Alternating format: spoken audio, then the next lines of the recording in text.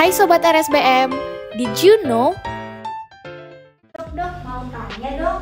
Ya. Mungkin gak sih pada usia 20-an terkena penyakit jantung?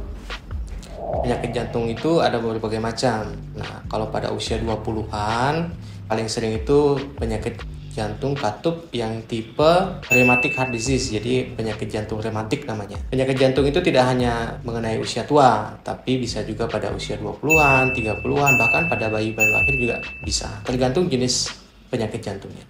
Lalu, gaya hidup yang bagaimana sih dok yang dapat memicu penyakit jantung? Banyak orang yang sudah hidup sehat, rajin olahraga, apakah masih mungkin terkena penyakit jantung?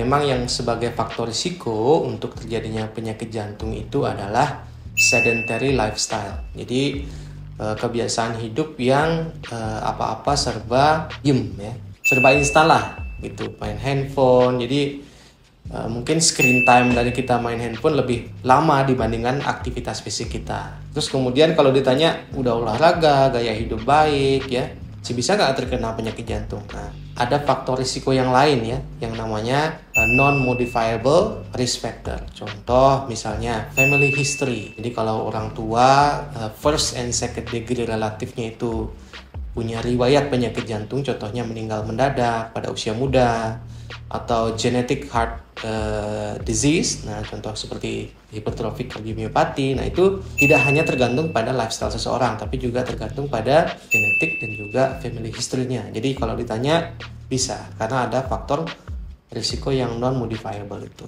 ya. Terus bagaimana ya cara mencegah penyakit jantung sejak dini itu? Kalau pada usia dini berarti kita bicara tentang pencegahan primer ya. Nah sekarang kalau bicara pencegahan primer, yang paling penting adalah deteksi dini dan asesmen awal. Nah dengan deteksi dini itu salah satunya yang penting untuk dilakukan adalah dengan kita memeriksakan diri secara rutin ya. Paling penting itu medical check up ya. Sekarang kan banyak sekali ya paket-paket medical check up yang sudah ada. Ambil paket medical check up, ambil juga yang ada pemeriksaan jantungnya.